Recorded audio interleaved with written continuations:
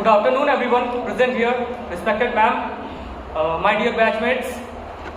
So, I Ritik Raj with my group member Ravi Prakash, Sakshi Divakar, Pratiksha Tribunayat and Sakshi Pathik are here for a short seminar on a topic tuberculosis. So, किसी को पता है tuberculosis क्या है? Anyone?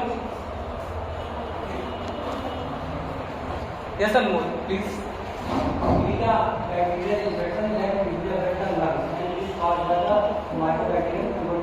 Very good, बहुत ही अच्छा बताया आपने, एकदम सही बताया. प्लीज आप बैठिए. अनमोल ने बिल्कुल सही बताया. इट्स एन इन्फेक्शियस डिजीज जो कि कॉज होती है माइकोबैक्टीरियम ट्यूबरक्लोसिस के द्वारा. ओके, सो ट्यूबरक्लोसिस के बारे में हम देखेंगे. So it's a most prevalent infection of the humans. ये ह्यूमंस का काफी प्रिवेलेंट इन्फेक्शन है.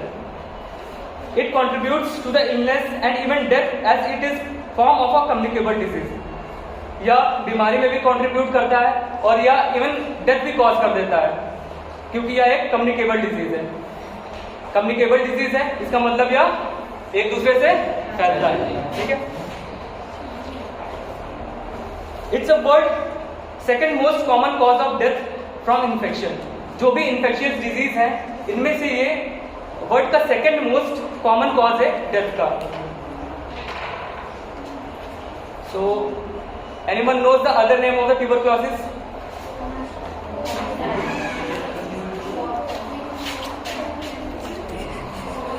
क्लास टीबी का किसी को दूसरा नाम पता है क्या? No one?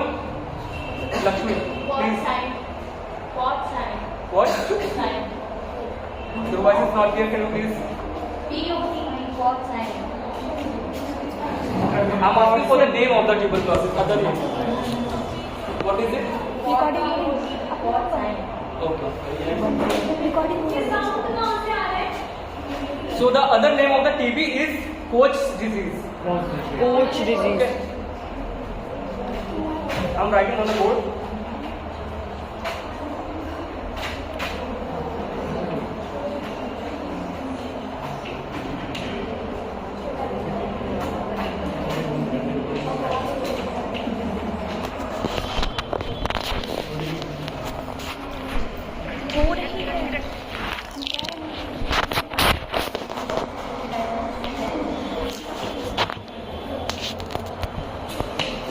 अच्छा, अब हम इसे कोच डिजीज क्यों बोलते हैं?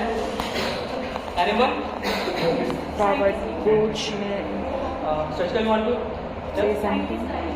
साइंटिस्ट का नेम. बिल्कुल सही बताया है.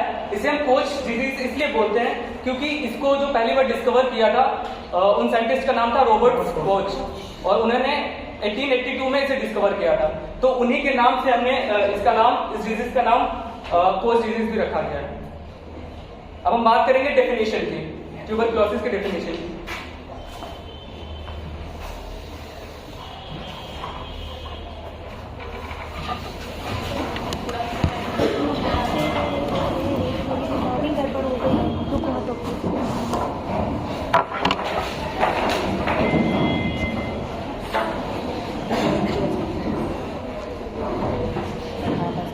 अभी रवि आएगा ना तो कर देगा वो बता देगी.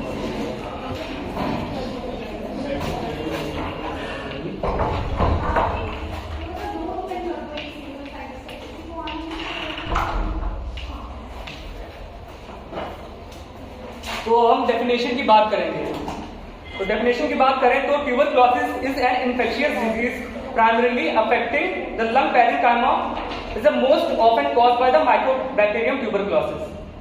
यह एक इन्फेक्शियस डिजीज है, लंग पैरेन्काइमा को अफेक्ट करती है.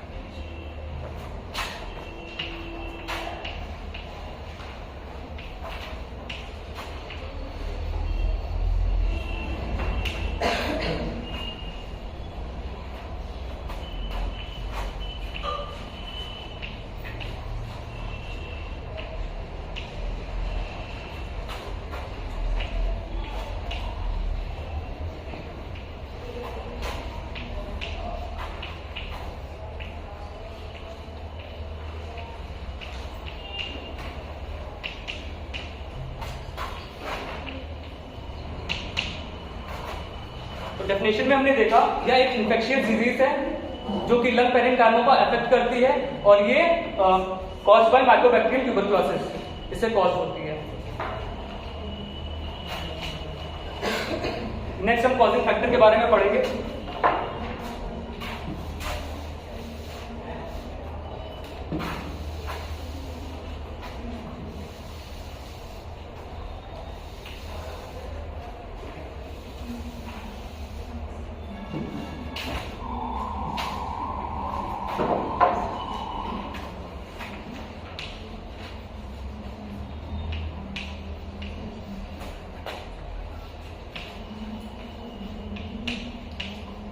तो इसका कॉजिंग फैक्टर अभी हमने देखा माइकोबैक्टीरियम ट्यूबरकुलोसिस है।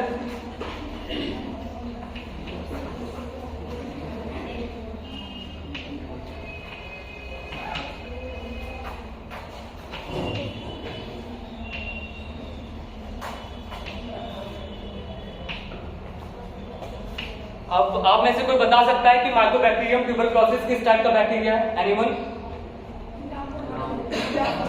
आपको एक लोग खड़ा होकर बता दो प्लीज, जिसको आता हो।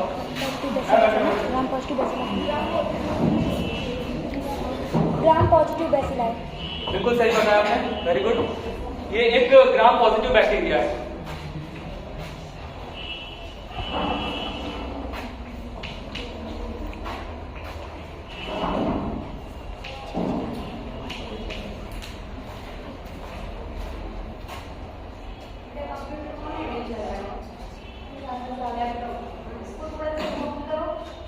नहीं होगा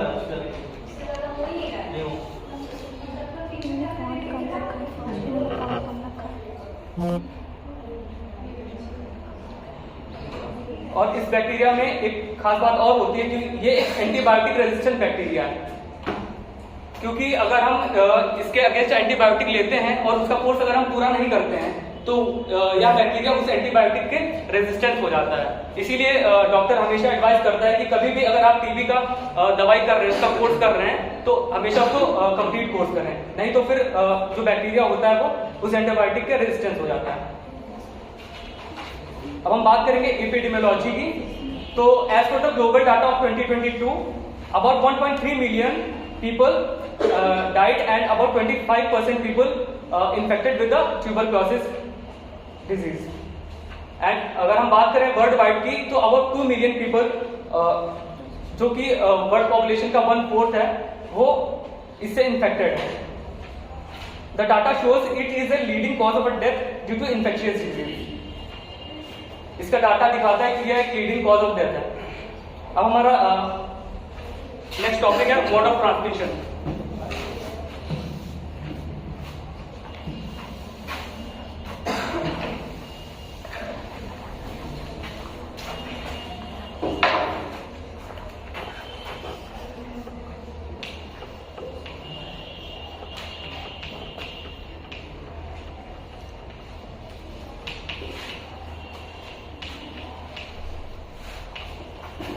कोई बता सकता है मोड ऑफ ट्रांसमिशन इसका क्या होता है ट्यूबरकुलोसिस का?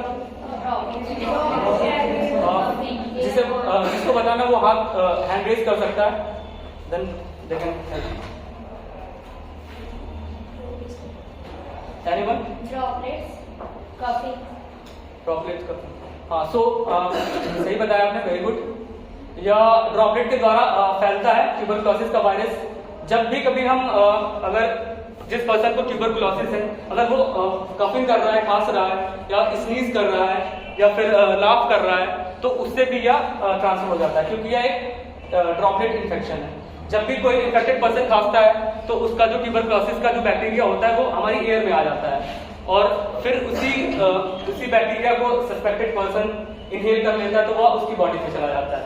इसके अलावा या अगर हम किसी पर्सन को ट्यूबरकुलोसिस है, हम उसका खाना खा लेंगे तो उससे भी वो ट्रांसफर हो सकता है। तो यह कुछ कॉज थे, मोड ऑफ ट्रांसमिशन थे ये कुछ टीबी के। Now for the etiology and risk factor I would like to invite Sakshi Bande for the topic. Thank you.